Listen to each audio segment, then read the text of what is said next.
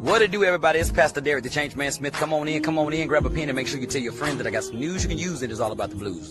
Pastor Derek, the Change Man Smith, is on his way to the D, y'all. D is on his way to the D. Ooh, there's a whole lot of D going on. Listen, Detroit, y'all better get ready. I'm coming to swing from the chandelier, gonna stomp a hole in the floor, gonna baptize the stage of sweat at the Aretha Franklin Amphitheater. I want to shout out Miss Carolyn Bonner and Miss Geneva Kennedy, who I just love and adore, as they are hosting the Boosie Badass and Friends event. It's going down next Saturday. You don't want to miss it. And let me tell you who's on this lineup.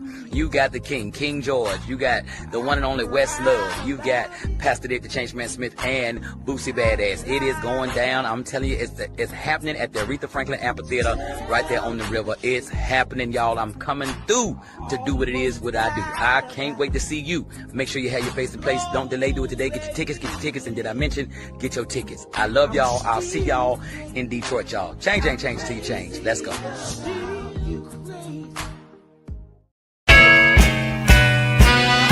Can I say what it do, everybody? It's Pastor Derek, the Changeman Smith. Come on in, grab a pen, and make sure you tell your friend I got some news you can use, and it's all about the blues. And speaking of the blues, the 26th Just Blues Awards is going down in Biloxi, Mississippi, and you don't want to miss it. Now, they have an amazing lineup, several days of exciting entertainment and fellowship, and it's going to be amazing. But what I want you to know, I stop by to let you know that on Thursday, July the 30th, yours truly will be headlining a tribute to the one and the only Little Milton. Now, anybody that knows me knows that I love to pay homage to my predecessors whose shoulders that I stand on, and I stand tall because they stood tall. And I don't think that it's anything but proper, but to give the respect to those who have influenced me, because without them, there would be no change made. So I'm just so thankful to be able to give this tribute, and I'm inviting you to come out and enjoy this awesome. Matter of fact, just come and enjoy the whole week of festivities, but make sure you be on Thursday night. It's yours truly, Pastor Dave Changeman Smith. I love you, and remember, change until you change. to hear my baby say goodbye?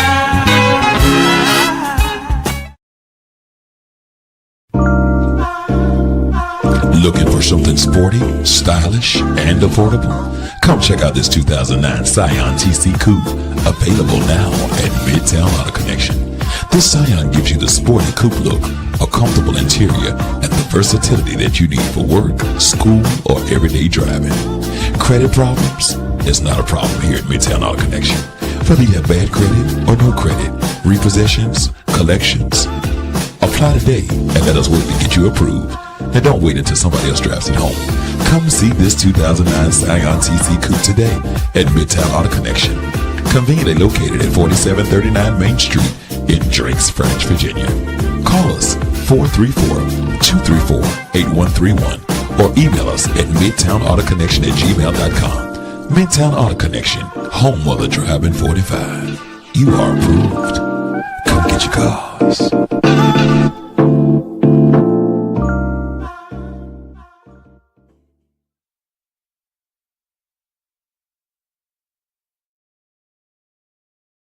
On the BoardRoom Report. The moment that fear walks into your boardroom, it fires your best people, cancels your strongest projects, and convinces you that survival requires destroying everything that you've built. Fear doesn't just make bad decisions. It makes decisions that feel urgent, rational, and absolutely necessary. That is, until the damage is done. Welcome to the BoardRoom Report.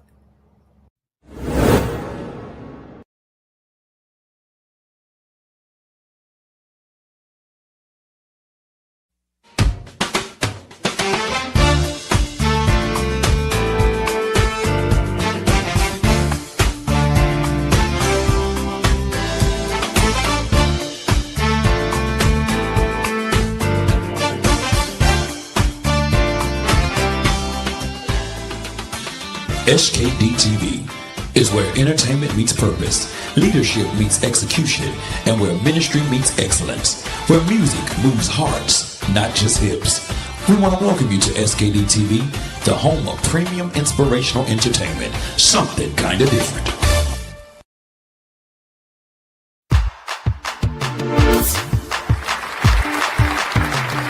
This is the year of expansion.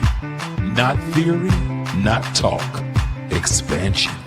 Brought to you by the Change Agent Network, powered by SKD Entertainment, and distributed by SKD TV. If you're ready to move, if you're ready to build, if you're ready to expand, then you have come to the right room. Welcome to the BoardRoom Report. Strategic direction for clear execution. Ladies and gentlemen, I present to you now, Pastor Derek, the Change Man Schmiel.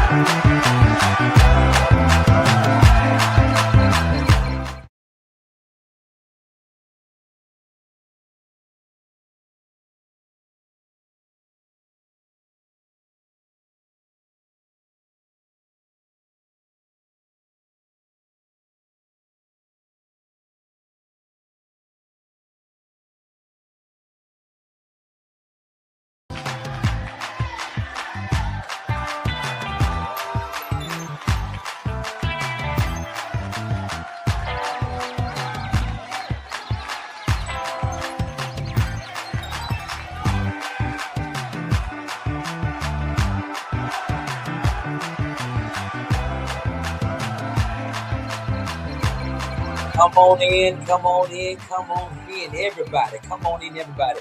Come on in, grab a pen and make sure you tell your friend that Pastor Derek the Change Man Smith is on your screen. That's right. I'm here, and I'm so excited being here for another tremendous episode on a triumphant Tuesday for the BoardRoom Report. Come on in, everybody. Come on in. Man, we got to get into it tonight. I want to let you know that we are so excited that we are entering our second season of 2026. And this year, God gave us a charge. He told us back in October of 2025, he said, prepare the people of God for the year of expansion. And so we are excited that the BoardRoom Report is in conjunction with the year of expansion. If you've been with us, you know that we've been planning for this, and now we are in the middle of this. We are literally in the middle of the year, here in the middle of the year of manifestation, the middle of the year of expansion. And I pray that you are getting all the downloads and all the uploads and all the favor and expansion and all of this increase that God has promised for you. And if you're not, I got one question for you. What you waiting on? You got to plug in. You got to plug in. And if you plug in, I'm telling you today that you will get everything that God has told you to get in this hour. He told me to tell you that this is squeezing season, and Jesus is the reason for the squeezing. He is not stressing you. He is stretching you. Yes, he is. And so we want to welcome you to the BoardRoom Report. Here we have a Tuesday night discussion where we assist people who are making decisions. If you are in any type of capacity where you make decisions and you have a responsibility to serve people or responsible for the decisions that you make that are beyond just you, this is the room that you need to be in. And tonight we are moving into a new dimension where the BoardRoom Report is now going to give the report on the rooms that we live in. Oh, this is good. And tonight we are very excited about what we have for you on tonight. So I want you to go ahead and get your TYOE notebook, and I want you to get ready to do this deep dive with us so that you can get some structure to your and some strategies and some systems, bring some clarity to your clutter. Again, I want to welcome everybody to the BoardRoom Report. Welcome to SKD TV. I am the one and the only Pastor Derek the Change Man Smith, and here's where we discuss strategic direction and clear execution for business owners, pastors, entrepreneurs, executives, managers, every person for leading and that's responsible for leading people. And I want you to lead those people well, for mothers, aunties, coaches, whatever position, supervisors, or whatever position that you hold. I want to help you lead and lead people well. Tonight, we're talking about the panic room. Yes, tonight we're talking about the panic room. When fear starts making decisions, Oh man, it's gonna be good. It's gonna be good. So come on in. We're gonna go ahead and get started. Now, before I get really deep into this, let me start off by setting up the premise this way. I want to be clear about what I mean when I say the panic room.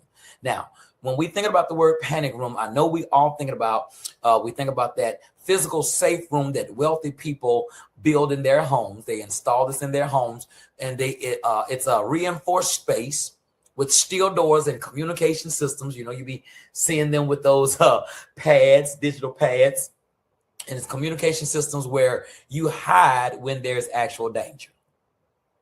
But the panic room I'm speaking of tonight is not that physical room. It's actually the psychological room.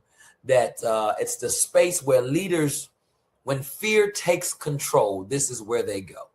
This panic room is the complete opposite of the physical one, because a real panic room provides safety and protection.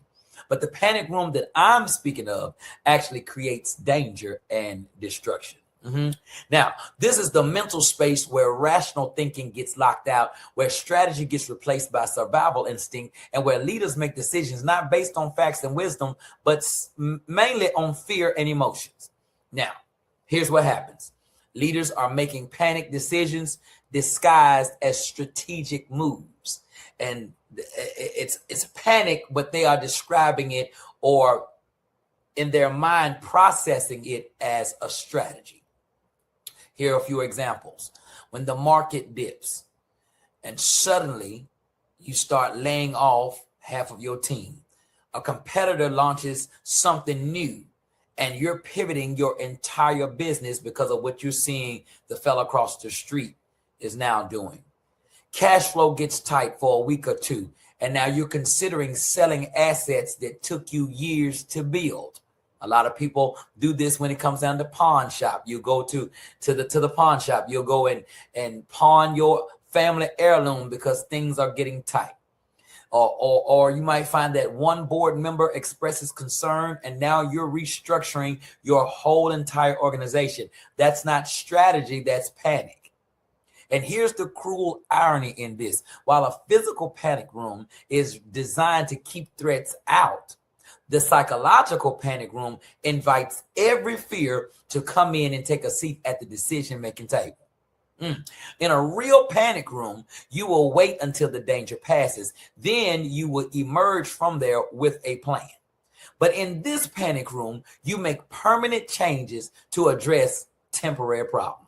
Now, why does this matter? It matters because panic decisions creates more problems than they solve. Can I say that again? I said panic decisions that you make out of panic, they create more problems than they solve. They destroy trust, they eliminate options, and they turn temporary challenges into permanent damage. Permanent damage. Temporary challenges. These are only temporary challenges. I dare you to just take a moment and just write it on your paper. Whatever you're going through today, it's only temporary. It's only temporary. It's only temporary. So don't create permanent damage for a temporary challenge. Now, who's affected? Every person in your organization who has to live with the consequences of your decisions, they're the ones who are affected. Your customers who experience your chaos.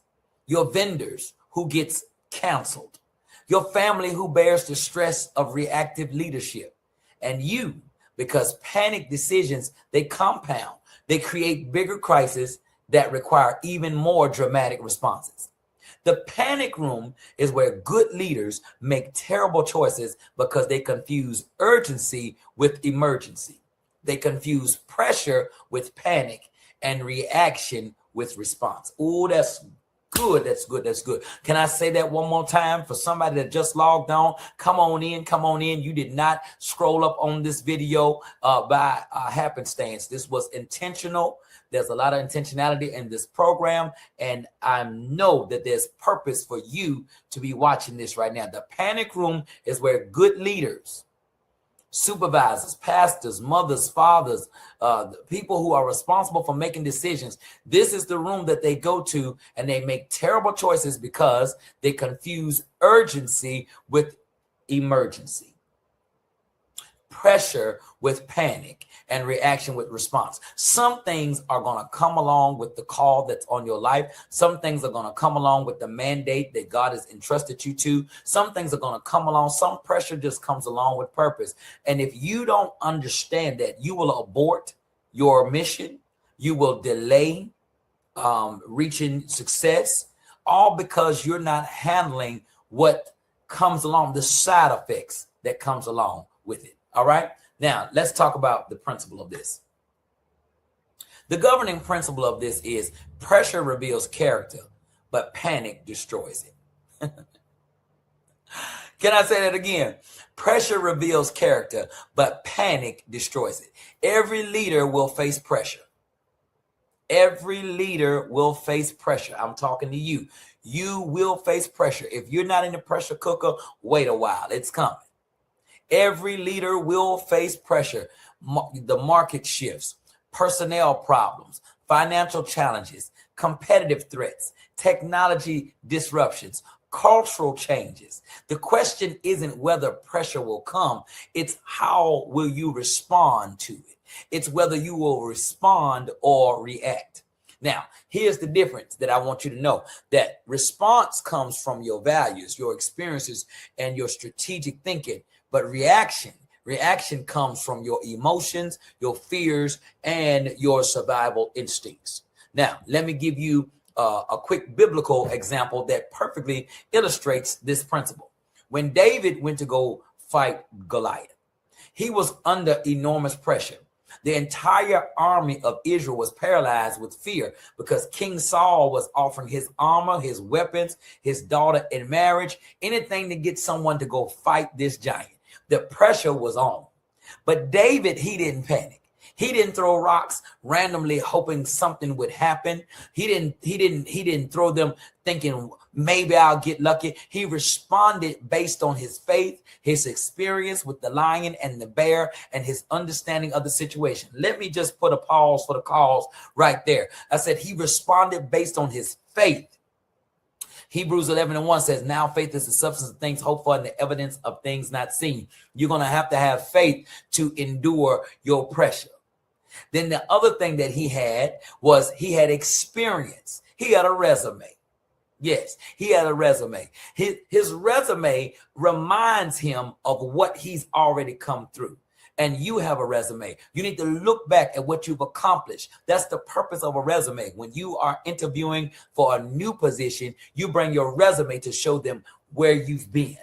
So he had his faith, and then he had his resume. Oh, this is good. Yes, yes. And so he had experience. He had already killed the lion and the bear and the tiger and oh my. And now he was able to bring those two things to this fight. But there's one more thing that he brought. He brought his understanding of the situation. Again, you must understand the pressure that you're going through. You must understand that if you are beginning to work out and you haven't worked out in a long time and you're now in the gym and you start exercising, whether you're doing stretching or lifting weights or some type of cardio, you need to understand your body is going to respond. You're going to have some aches and some pains that you haven't had in a while. And that is what we call the side effect of you pursuing purpose. And so that's what I mean when he understood the situation.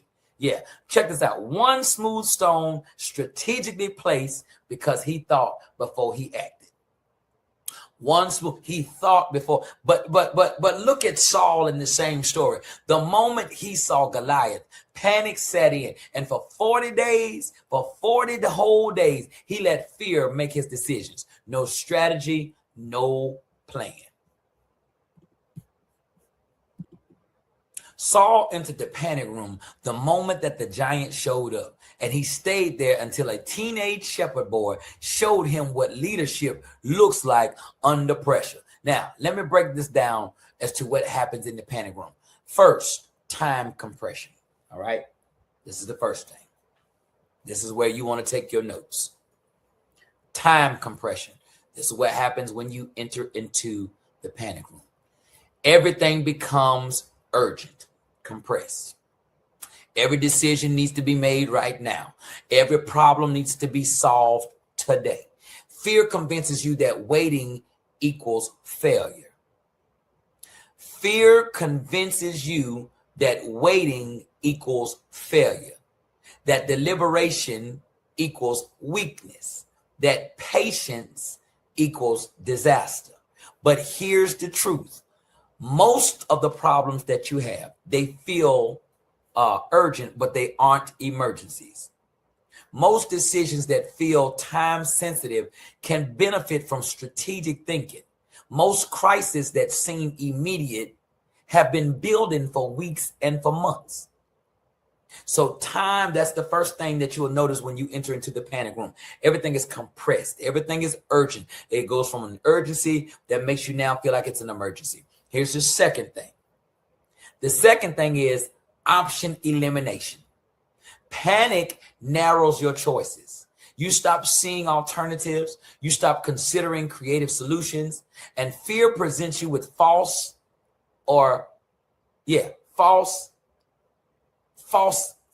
evidence. That's what I want to say. Yeah, false evidence appearing real. Either we cut costs or we go bankrupt. Either we pivot or we fall. Either we move fast or we lose everything. The panic room makes you forget that there are usually multiple paths forward. That problems often have more than two solutions. That the choice between A and B might actually be C, D, or a combination, as they used to put on those bubble tests, E, all of the above. And so that's what you're going to find. First is time compression. Then second is option elimination. The third thing that you're going to find when you enter into the panic room is isolation. Yes, isolation. So you have compression, elimination, and isolation. Yes, the panic room is a lonely place. You stop consulting your advisors because you don't want to appear uncertain. You stop involving your team because you think speed requires unilateral action. You stop seeking counsel because you believe the situation is too urgent for input. Isolation amplifies fear. That's why I believe in my heart that God goes and leaves the 99 to go rescue the one. The Bible talks about it's not good that man should be alone. Without having support, no matter what you're going through, no matter what situation, complication, agitation, I want to encourage you today to make sure that you connect with your covenant partners. Not your common partners, but your covenant people. These are people who love you for you, no matter what you're going through, no matter what you're dealing with, they're there for you. If you've got money, they're there with you. If you don't have no money, they're there with you. If you go to jail, they're there with you. You get out of jail, they're there with you. Those are called covenant partners, people that even when you mess up and do some of the dumbest things, because a lot of times smart people really make some dumb decisions, but you need a circle of people or someone that can be there for you, because in this third step, isolation increases. The panic room is a very lonely place. Isolation amplifies the fear. Without perspective from others, your worst case scenario becomes your most likely scenario. And this is what happens. We replay this in our mind. We replay this over and over and over, the worst case scenario. Do you not realize that what you feed will grow and what you starve will die? Can I say it again? What you feed will grow and what you starve will die. And so therefore, it's good to have somebody around you that can help feed into you the positive possibilities. Because if not, you will drown in your own self-sabotage, replaying the scenario that is the worst case scenario, and it's going to become in your mind your most likely scenario. Without input from your team, your incomplete information becomes your complete picture. All right. So now you've got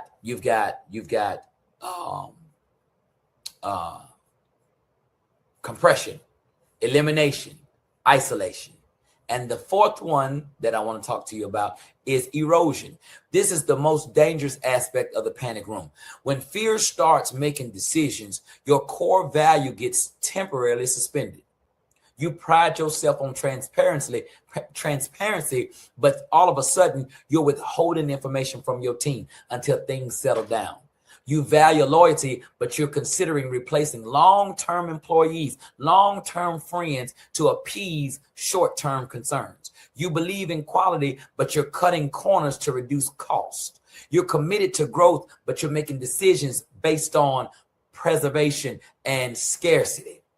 But here's what's insidious about this. Fear always presents these compromises in as temporary, as necessary, as strategic exceptions. But the truth of the matter is temporary compromises often become permanent patterns. I said, oftentimes temporary compromises often become permanent patterns. All right. Now, here's the other thing that you're going to find when you go into this panic room is blindness.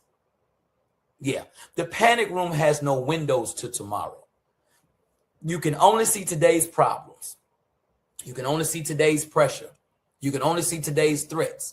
And you stop asking, how will this decision affect us 6 months from now? Instead, you're asking, how quickly can I make this pain go away today?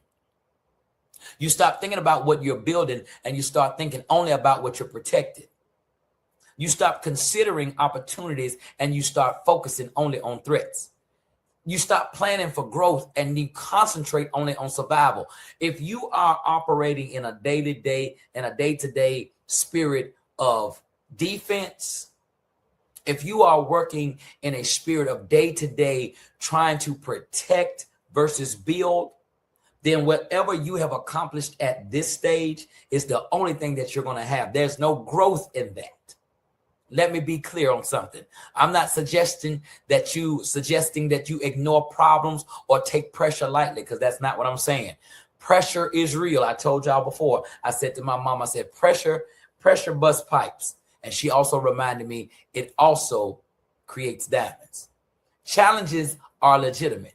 Some situations do require quick responses. It does require quick decisions. But the difference is this: you can be decisive without being in a panic emotion. You can act quickly without acting foolishly. You can address urgent matters without abandoning strategic thinking. That's why you need structure. That's why you need structure, strategy, and systems. Those three things will help you, because when you have structure, strategies, and systems, there's an order of problem solving. Even though you have to do it quickly, you still have to go through the order. Oh, yes, sir. This is some good stuff right here. This is some good stuff. Now, here's a practical example. Your biggest client just called you and said they're considering switching to another competitor. All right, your biggest one. So if you lose this client, it will cause you to have a dip in your P&L. And this is serious. This is real pressure, but it's not panic. All right. The panic response is immediately slash your price and promise features that you can't deliver, and then also badmouth your competitor. That's what a panic response looks like. But a strategic response is schedule a face-to-face meeting and ask questions to understand the concerns of your client. Evaluate what changes might be beneficial, not just for you and that client's relationship, but for you and all of your clients. And then after you do that, present solutions. Present solutions that will strengthen the relationship rather than preserve it. Again, we want to move from protecting and we want to move into growing. Both responses happen quickly, but both address the urgency. But one comes from fear and then one comes from wisdom. Listen, this is so good right here. I got more for you as soon as we return right after this. Don't you go nowhere. You're watching an original SKD TV production.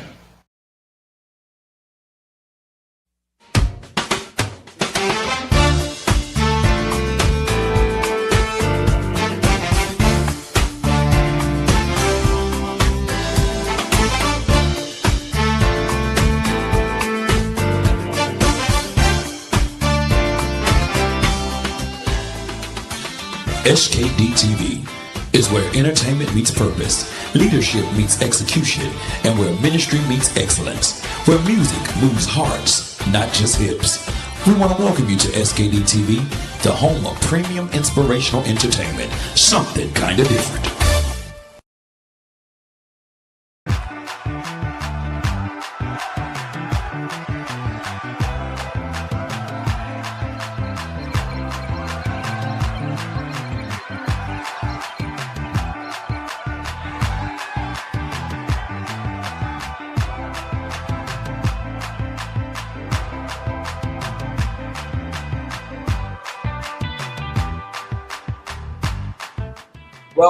Welcome back, everybody. I am the one and the only Pastor Derek the Change Man Smith. I want to welcome you back to the BoardRoom Report. Here is where we are giving you the clarity to your clutter. And tonight we are talking about the panic room, not the panic room that you're thinking of in the traditional sense of that room that's prepared by wealthy people that they install in somewhere in their house, and walls come down and doors shut down and they go in and got a whole nother refrigerator and living room, and they're prepared for the apocalypse. And then, you know, when the mummies come. Now, not talking about that room. We're talking about the room that you go to as a leader when you have to make decisions, when things begin to shift, when things begin to start moving in a way that you are not comfortable, and you move into the panic room. Now, I want to help you tonight with this next path. It's called the path forward. All right. So how do you stay out of the panic room? Well, I'm glad that you asked the question. Here are a few essential strategies. First of all, you need to install early warning systems. First, install early warning systems. Most panic decisions happen because problems were ignored until they became crises.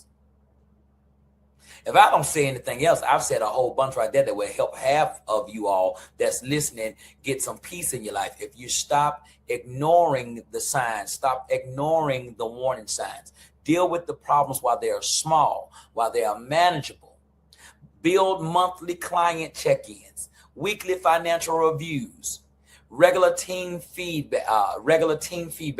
Every early warning gives you time to think strategically. Check your bank account every day. Look at I know you may not have the amount of money that you need to pay those bills, but face them. And I'm telling you, I know that feeling. I've been there before. But knowing the anxiety of not knowing is greater than knowing. I promise you. All right. So install early warning systems. Secondly, I want you to establish decision-making protocols, as I spoke of earlier. Before the pressure hits, decide on how you'll make decisions when pressure does arise. So what information do you need? Who should you be talking with? Who should you be consulting? How much time will you allow? Having protocols prevents fear from hijacking your process. So if you are dealing with a plumbing situation, you don't need to be dealing with your dentist. So make sure that you have already preset preparation contacts. All right. Establish decision-making protocols. What information do you need and who do you need? All right. Third thing is build a pressure response team. Identify 3 to 5 people who can help you think clearly under pressure. Now, this is another major one, because if you are speaking to people who fall all to pieces when it's an intense situation, they're only going to exalt your anxiety. They're going to only make the pressure cooker feel even more intense for you, and that you don't need. So find you somebody or somebodies that you can speak with, right? That will help you think clearly under pressure. Now, I'm not talking about people that just say yes to everything that you think of and yes to everything that you do, but trusted people, advisors who are going to ask you good questions and help you see options that you might miss. Now, here's the thing with that. When I spoke of that earlier about covenant connections, do not handle your covenant connections as common.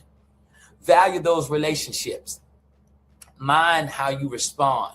Because the adage says that the teacher, when the student is ready, the teacher will appear. The best compensation that you can give to your to your teacher, to your partner, to your accountability partner, to your mentor, is to listen and activate. My pop says it this way. He says, listen, obey, and be blessed. Listen, obey, and be blessed. All right. The fifth thing I want to tell you, no, I'm sorry. The fourth thing I want to tell you is practice value-based decision making. Your core values aren't suggestions for good times. They are guidelines through tough times. Can I say it again? Your core values, your ecosystem, those are not suggestions for a good time. Those are guidelines for tough times. I want to say that again. Your core values, your ecosystem, it's not suggestions for good times. It is guidelines. They're guidelines for tough times. Ask yourself, does this align with who we say we are? Will I be proud of this decision when the pressure passes? Do you know how many people have so much personal torment because they did things that they know they didn't want to do, shouldn't have done, that is not in their character, just because the pressure was on? But remember I told you that the pressure is only temporary. Fifth thing I want to tell you, create space for strategic thinking. Even in crisis, build in 30 minutes of focused thinking before making a decision. This isn't procrastination. It's the difference between reacting and responding. All right. The sixth thing, communicate transparently. Silence in crisis creates rumors and additional panic. Communicate transparently. Your team needs to hear from you, especially when things are challenging, and you don't have to share every detail, but you do need to communicate. All right. Seventh thing I want to tell you, focus on what you can control. Focus on what you can control. You can't control the market. You can't control customers' decisions, but you can control your response. The panic room focus on what's happening to you. Strategic leadership focus on what you're doing about what's happening to you. All this is good stuff. Come on in, y'all. Come on in. This is the Boardroom Report with the one and only Pastor Derek the Change Man Smith. We'll be right back after this. Don't you go nowhere. We're about to wrap this up.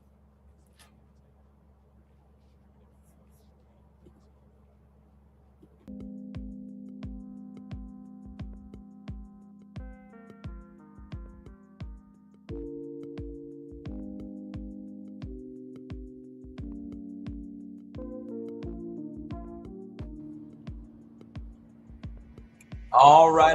Welcome back to the Boardroom Report. Come on in. I hope that you are getting something out of this, because I'm telling you, I know I definitely have. We are talking about the panic room, and now I want to help you with real world application. I want to help you because I always say that information doesn't bring forth transformation, but application of information brings forth transformation. So now let me give you a very powerful example of this in action. Let's say you are a CEO and you've lost your largest client, which is about 40% of your revenue, and they give you a 30-day notice. Now, your first instinct was the panic room, immediately start thinking layoffs and desperate price cuts, and you're thinking about taking away any work at any cost. You're looking at just removing that scarcity mindset.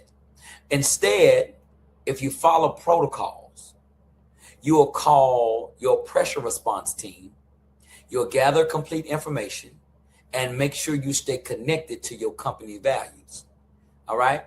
You can have a strategic response, which means that you voluntary sabbaticals instead of layoffs, increase marketing investments while you figure out how to have your cash reserves and focus on your strongest competitive advantage. And that's something that we really need to lean in when we're thinking about business. Your competitive edge, your competitive advantage, that's the thing that you really got to lean into when you are in business, no matter how insignificant you think that is. People, I recently was doing some business in real estate, and I was even considering making some moves in this particular endeavor, not so much because of the product, but because of the person that was involved. That was their competitive advantage. That was their competitive edge. So it's important for you to lean in to your competitive advantage, and instead of just chasing the competitive price. Within 6 months, if you do that, you'll exceed your own previous revenue while strengthening team loyalty and marketing positioning. And culture is so big when it comes to running your corporation. Culture is so important. The mindset. So it's important. It's very important that you take time out and have a strategic response instead of a panic reaction. All right.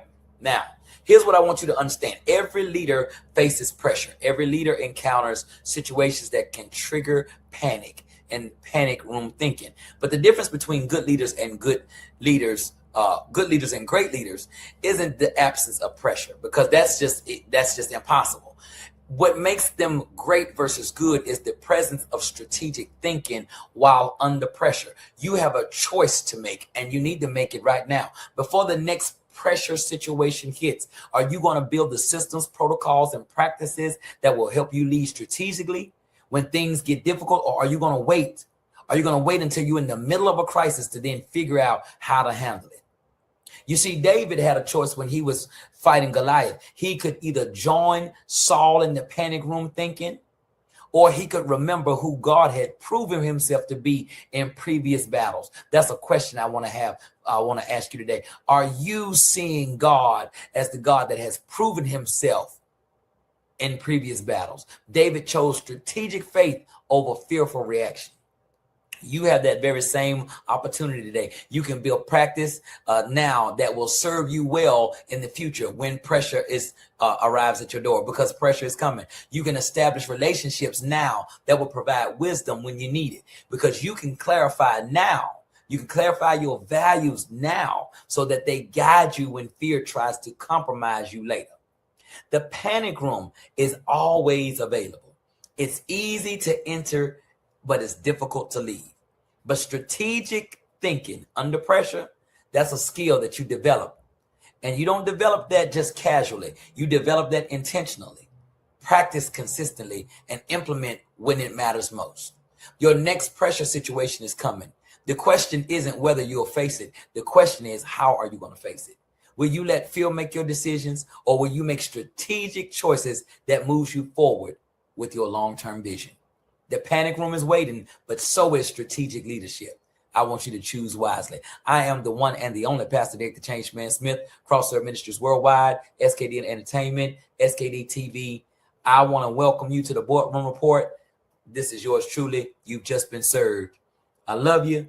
And remember, change ain't change until you change. Don't panic. We'll see you next time.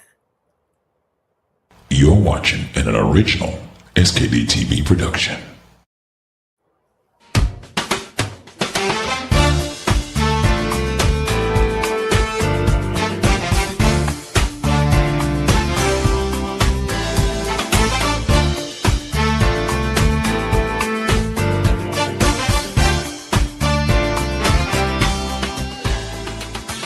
SKD TV is where entertainment meets purpose, leadership meets execution, and where ministry meets excellence, where music moves hearts, not just hips.